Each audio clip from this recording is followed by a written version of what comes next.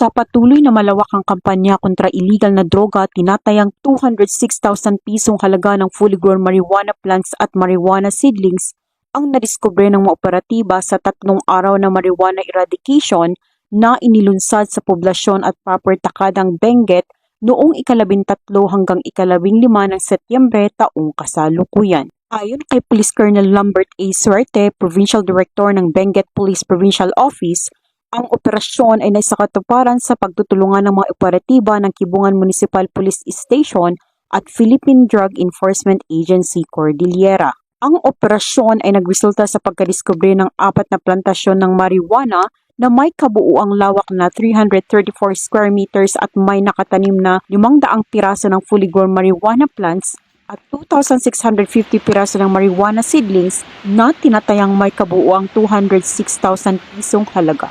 Bagamat walang nahuling cultivator, lahat ng nadiskubring marijuana ay naidokumento at sinunog sa mismong lugar habang ang sapat na sample ay dinala upang isumiti sa Regional Forensic Unit Cordillera para sa qualitative test. Ang pagpuksang ito ng kapulisan ay patuloy na pagsuporta sa kasalukuyang administrasyon na naglalayong maging illegal drug-free ang ating bansa tungo sa mas progresibong bagong Pilipinas.